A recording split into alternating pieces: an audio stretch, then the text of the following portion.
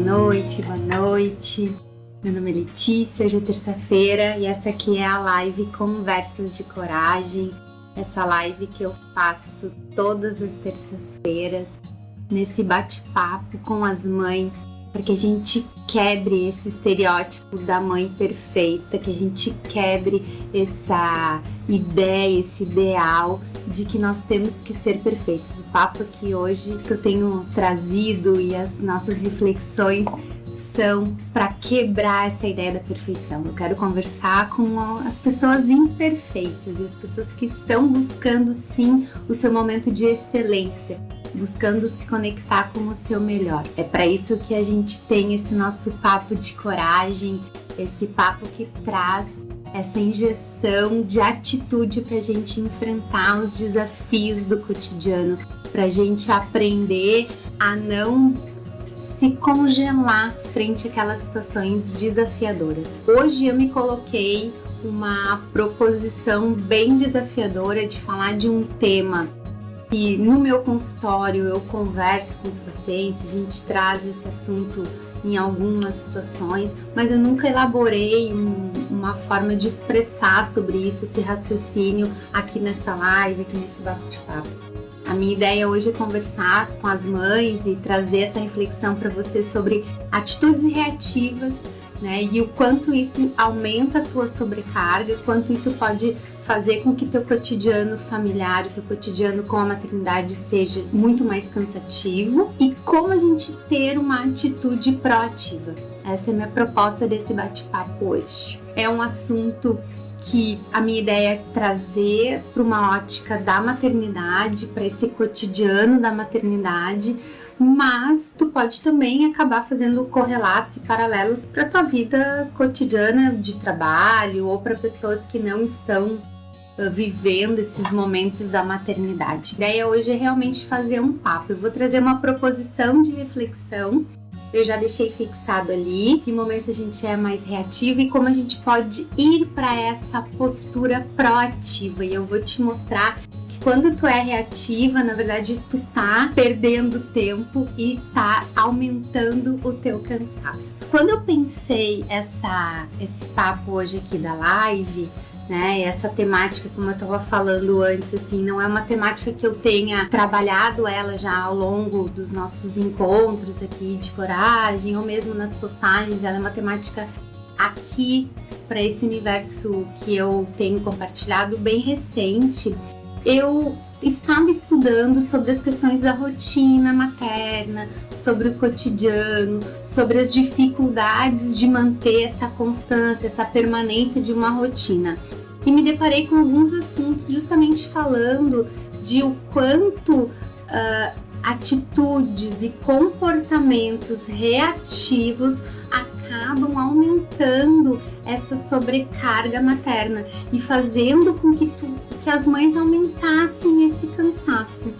Então eu pensei, por que não trazer esse debate e por que não propor então uma caminhada, uma jornada para uma visão mais proativa? Eu imagino que alguns de vocês já devem ter escutado essas terminologias, assim, até o pessoal que trabalha mais em ambientes corporativos, né?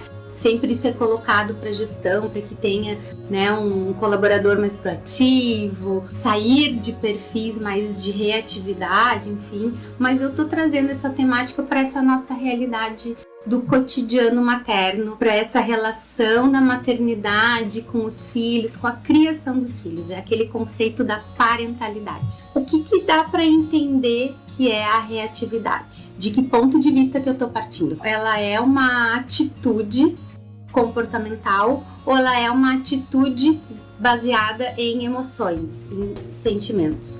Na verdade, tudo por trás disso tem os nossos sentimentos, né? Os nossos comportamentos, as nossas atitudes, elas têm por base as nossas emoções. Mas ela pode ser expressa, comportamentos e reações reativas frente ao contexto, podem ser somente de atitudes, então atos que eu tenho, ou mais as situações somente de emoções, nesse âmbito emocional, que claro, vão te gerar comportamentos e, claro, vão te gerar atitudes. Isso, então, seria uma característica de uma pessoa reativa. É aquela pessoa que, frente às situações, ela reage àquilo.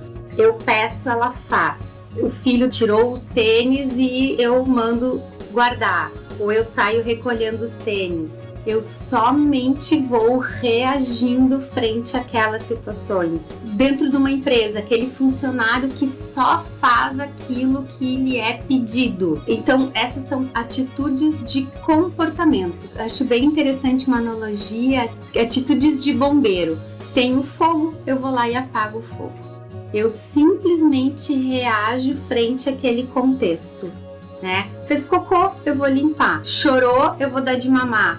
Eu não tenho nenhum entendimento daquele contexto ali do cotidiano. Tá com fome, eu vou fazer a comida. Tem que sair, eu pego as coisas e vou embora. Tá chorando porque tem que entregar a lição, porque não fez a lição. Eu vou lá e vou fazer a lição pela criança. Eu somente reajo frente a essas situações que acontecem. Emocionalmente, emoções explosivas, né? Então, assim, eu tô vendo as roupas espalhadas pela casa e eu saio gritando que as roupas não devem ficar espalhadas pela casa. Eu ganho uma fechada de um carro, eu vou gritar porque eu não quero, eu tô com raiva que o outro carro me fechou. Essas são, então, reações ligadas à explosão das emoções. Eu me exalto, eu saio do meu controle.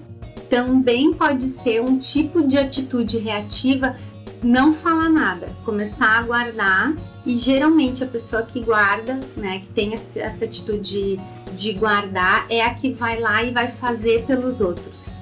E isso acaba, na verdade, também gerando um outro comportamento onde ela sempre vai se colocando no lugar da oprimida, daquela que recebe todos os impactos, né? Que vê todo o incêndio, e ela sempre é o bombeiro que tem que sair correndo para apagar todos os incêndios, e sempre se coloca nesse lugar da pessoa que estaria no papel da vítima, né? Daquela que está sendo levada a estar em todos esses contextos de crítica, de contextos que desorganizam, enfim.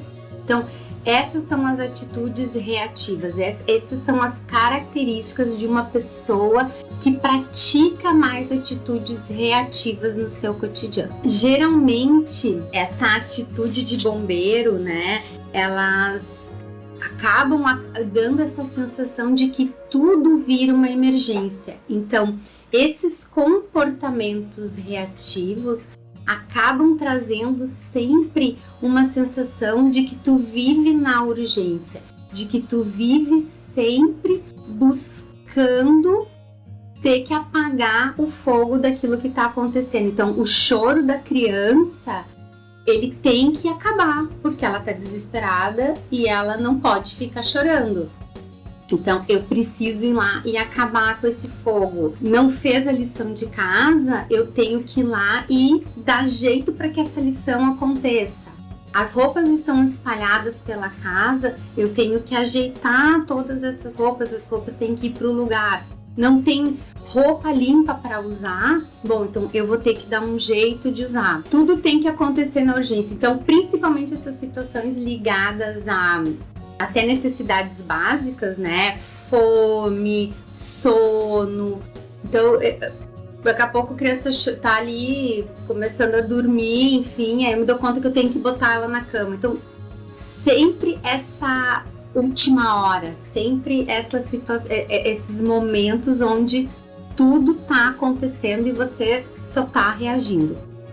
Eu acho que talvez hoje em dia, né, estamos aí entrando nesse segundo ano de isolamento, nesse segundo ano onde a nossa circulação fora da nossa casa está restrita, onde pelo segundo ano as crianças não estão, as crianças e adolescentes, né, os adultos jovens que têm estudo regular, não estão podendo fazer as suas aulas nos locais de estudo. Então isso também tem nos causado uma sobrecarga maior, porque tudo isso está acontecendo num ambiente que não era tradicional, né? O ensino não acontecia dentro da nossa casa, não se trabalhava dentro de casa. Então isso causou, no primeiro ano, uma necessidade urgente da gente de ter que mudar e atender essas necessidades. Porém, já estamos no segundo ano. Apesar da gente imaginar que isso ia ser diferente, não foi tão diferente assim. A gente conseguiu estar até mais restrito em algumas situações. Então, essas situações começaram a se amplificar e a gente começa a sentir os impactos dessa sobrecarga, né? De ter que estar sempre correndo para atender essas urgências. O que eu venho querer trazer à reflexão é que talvez essas situações elas não sejam urgentes. Talvez a tua forma de lidar com as situações é que precisam ter um outro tipo de olhar e um outro tipo de conhecimento, que é essa jornada para uma atitude proativa. Se a gente até for pensar a questão da palavra reativa e a palavra proativa, as duas têm um prefixo, né? O reativo é o prefixo re, é aquilo que é atrás. Então, assim, eu tô sempre atrás daquilo que já aconteceu. Eu estou sempre, depois que acontece, eu vou ter a minha atitude, né? Eu vou ter uma forma de lidar. E a palavra proativa, né? É aquilo, o pró quer dizer o que está na frente. Então, as atitudes proativas são atitudes que conseguem prever, organizar, enxergar, olhar para o nosso contexto, olhar e ter uma previsibilidade daquilo que eu preciso atuar e até fazer uma escolha daquelas situações onde eu não vou atuar. Mas eu só posso dominar essa situação se eu conseguir enxergar o meu contexto, se eu consigo saber o que tem na minha volta. Essa é uma atitude, esse é um comportamento proativo. O proativo, ele domina o entendimento, ele tem um conhecimento de si, das suas características, das suas habilidades, e ele consegue, a partir disso, perceber o seu ambiente, perceber o seu contexto e agir antes de que isso vire um incêndio, antes de que o incêndio aconteça. E é por isso que eu digo, quando tu tem uma atitude proativa, tu acaba, na verdade, equilibrando o teu contexto familiar e diminuindo os pontos de estresse, os pontos de conflito e esse cansaço que muitas vezes acompanha a maioria dos cotidianos da maternidade. O que eu estava falando, né? De o quanto esses comportamentos e esse tipo de atitude reativa, né? A atitude do bombeiro que só tá ali para apagar incêndio, vai se somando a tudo que tu tá enfrentando na tua rotina e o cansaço vira grande parceiro no teu dia a dia. E quando tu consegue fazer essa jornada para uma atitude proativa, uma atitude que tem uma antecipação, com certeza vai diminuir esse teu cansaço, porque tu vai poder ter uma certa previsibilidade das situações que estão no teu entorno.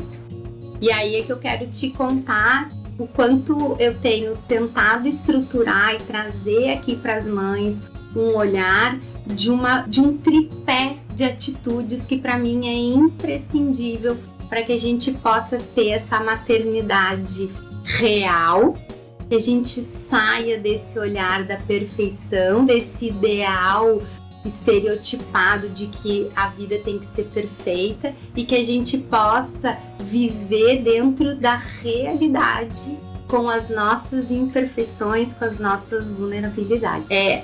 São 3 atitudes que eu quero te contar e que para tu poder chegar nessa jornada aí da proatividade. O que eu venho falando para que a gente possa fazer essa jornada, né? Migrar, porque essas posturas reativas, elas são muito ligadas aos nossos impulsos, aos nossos instintos.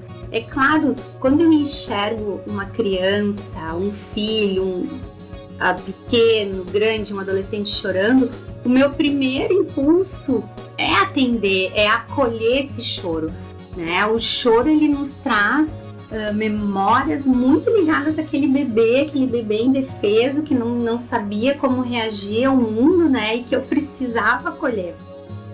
Eu sempre digo para os meus pacientes, precisamos ressignificar essa questão do choro. O choro não quer dizer que a gente tem que largar tudo como um incêndio e sair atacando, né? Mas então, é difícil a gente migrar, né? E entender que eu não preciso ter somente atitudes reativas.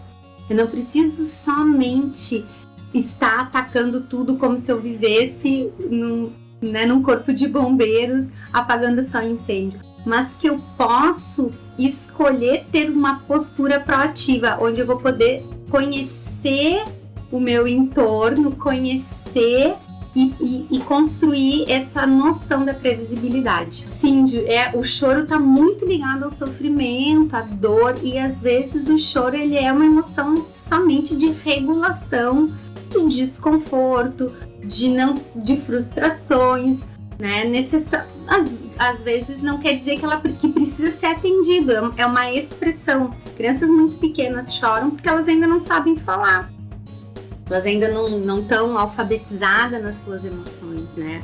A gente adulto, às vezes, quem de nós, meninas que tá por aqui, nunca assistiu um filme de drama querendo chorar e colocar pra fora? É necessário, é uma emoção de autorregulação. Ela alivia, ela refrigera todo o nosso cérebro. É importante chorar.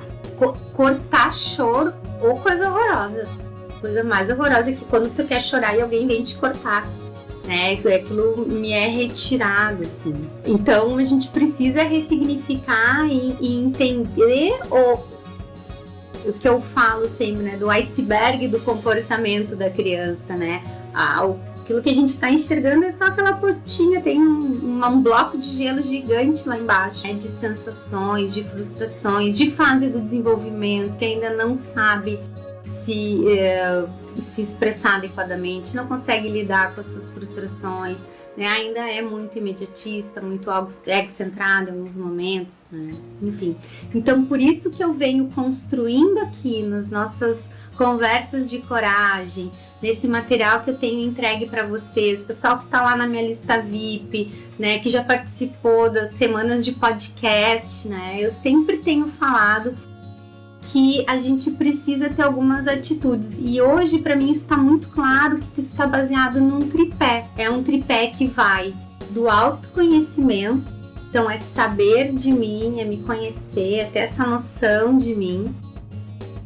Passa por uma atitude de planejamento e rotina, onde eu vou construir o meu cotidiano, eu vou saber e vou dominar e vou ter as bases dele, não como uma caixinha rígida, imexível, mas como uma linha condutora, como uma base de alicerce. Isso é a rotina e o planejamento. E o terceiro tripé, que é o que a gente faz aqui nas nossas conversas, é uma das expressões, é a rede de apoio.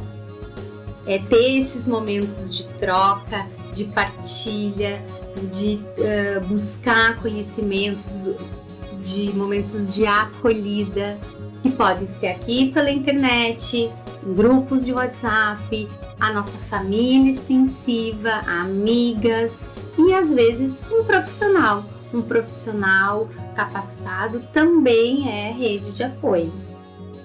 Então, Quando a gente consegue fazer essa jornada e ter esse tripé ali, o meu autoconhecimento, eu conseguir dominar as minhas habilidades, conhecer elas, me apropriar disso, ter noção de como me estruturar esse planejamento, como eu tenho as bases, o alicerce da minha vida, da vida dos meus filhos, dessa minha rotina. Posso construir uma rotina, permanência, constância, previsibilidade e também fazer uso de uma rede de apoio. Isso com certeza vai te trazer essa jornada, essa caminhada para sair de uma postura reativa para essa postura do bombeiro, para uma atitude proativa, onde tu vai poder dominar e ter mais na tua mão essas situações e não ficar escrava do cansaço ou ficar escrava de ter magicamente solução para todas as coisas que estão eclodindo ali na tua frente. E eu vou pegar um material aqui de atitudes que a gente pode começar a ter para poder exercitar essas nossas práticas mais proativas, essas práticas que vão nos trazer essa jornada.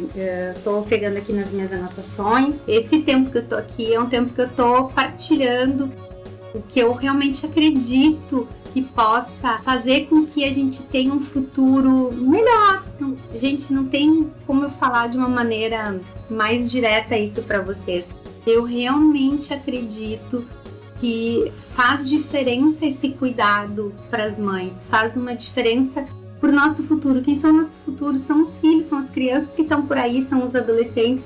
São eles que vão cuidar da gente quando a gente estiver mais velho, são eles que vão estar aqui nesse mundo. Então, é muito importante essa troca, né? Porque realmente esse conteúdo eu tô aqui trazendo, partilhando contigo esse conhecimento, esses materiais que eu vou construindo, vou linkando, vou me apropriando e transformando para vocês. Então, quando vocês põem uns corações, sobem e colocam os emojis, assim, dá... Como eu costumo escrever, o coração fica quentinho. Não é um coração peludo, é um coração quentinho, cheio de afeto. Isso é importante. Te prometi, então, que eu ia te trazer algumas atitudes para tu começar a exercitar essas práticas proativas e que isso vai diminuir, eu te garanto, e eu espero que tu possa começar a experimentar esse tipo de atitude já nesta semana. Uma primeira atitude é ter o conhecimento das tuas emoções, né? Realmente, como eu falo, para que a gente trabalhe com as crianças aquela alfabetização das emoções, mas que a gente realmente possa se conectar. Mas o que eu tô sentindo frente a essa situação? Eu tô irritada, eu tô triste, eu tô angustiada, ela me traz euforia, ela me traz tristeza. Então, assim, é saber escutar o que está acontecendo aí dentro de ti. É fazer esse exercício, é fazer essa prática, né? Em momentos variados, em situações variadas. Ah, Letícia, mas depois eu não guardo. Bom, mas quem sabe então tu anota. Abre um bloquinho de notas no teu celular. Uma primeira ideia, né, de atitude é estar mais conectado com as tuas emoções, te apropriar das tuas emoções, exercitar esse conhecimento. Uma outra atitude é evitar concluir precipitadamente, evitar concluir, né, ter uma visão conclusiva sobre a situação se tu não tiver pelo menos mais de um olhar sobre aquele mesmo fato, né? Fazer esse exercício, não sair somente no impulso. Uma terceira proposta de atitude é trabalhar a nossa empatia, né? O exercício da gente se colocar no lugar do outro. Empatia não é pena, empatia não é solidariedade, empatia é o exercício de me colocar no lugar do outro. É o exercício de imaginar como é que o outro sente, como é que é viver na pele daquela pessoa. É um exercício difícil, muito se fala de empatia hoje em dia, é uma palavra até desgastada, mas é entender quando tu mais experimenta essa prática, imaginando, mas como é que é a vida daquela pessoa, como é que é a cultura daquela pessoa, qual é a faixa etária daquela pessoa, talvez essa faixa etária tenha mais esse tipo de atitude, menos esse tipo de atitude, a gente começa a entender também os comportamentos dos outros, tá? Uma quarta situação é tentar não tomar uma atitude somente no impulso, né? Aquelas atitudes sem pensar. Então, parar e pensar antes de tomar uma atitude, de ir lá e fazer algo. Trabalhar a nossa ansiedade, não deixar com que a ansiedade domine aquilo que eu faço, que a ansiedade não seja a rainha dos meus comportamentos, rainha das minhas atitudes. A ansiedade pode ser tanto aquilo que me congela, me aprisiona, como aquilo que faz com que eu derrube coisas e que eu atropele situações, né? Então, não deixar que a ansiedade nem me saia atropelando ou me congelando frente às situações. Trabalhar com a questão de enxergar para o estresse, como é que está o meu nível de estresse, né? O estresse é como eu reajo frente ao que está fora de mim. Então, como é que eu tô lidando com esse estresse? Acho que isso é uma atitude, assim, que seria muito a longo prazo, mas é uma atitude importante. Olhar para os nossos níveis de estresse. Buscar não ser dominado por pensamentos que são repetitivos. Aqueles pensamentos obsessivos. Aqueles pensamentos que a gente fica remoendo e pensando, e que nem um fio de lã que a gente vai lá e desmancha o fio e faz o fio e volta o fio. Porque assim, o nosso cérebro ele fica preso nesses pensamentos e ele faz com que tu não consiga enxergar o teu entorno. Ele vai se voltar para os teus pensamentos. E aí o que vai acontecer? Tu vai cair de novo em situações onde tu vai acabar sendo reativa, vai cair de novo em situações de bombeiro, onde tu vai ter que ir lá e apagar um incêndio. Porque se tu tá só ali fixado nos teus pensamentos, tu tá te afastando do contexto, tu tá te afastando do teu entorno. Duas últimas práticas, duas últimas proposições. É buscar inspirações. Aonde que tu tá te inspirando, aonde que tu tá respirando ideias, aonde que tu tá buscando formas de encontrar mecanismos e caminhos para fazer diferente, para sair desse lugar, para lidar com esse cansaço, para lidar com essa desorganização. Aonde tu tá te inspirando? Então, buscar inspirações, né? E a última proposição, a última atitude que eu separei aqui, que tem tudo a ver com o que eu venho falando, principalmente da doutora Jenny Nelson, da mentora da disciplina positiva, é entender que erros são oportunidades de aprendizagem. Os erros fazem parte do viver, do nós estarmos em movimento. O erro é importante para eu olhar o que eu fiz e que eu possa planejar o que eu vou fazer a seguir. O erro é a atitude de quem faz. Então é importante que a gente transforme esse nosso olhar de que o erro é algo que não deve acontecer, é algo que eu tenho que controlar. E aí é que eu volto lá para minha ideia, para o meu chamado de que esse papo é um papo para as mães imperfeitas. É o papo para nós quebrarmos esse estereótipo da perfeição.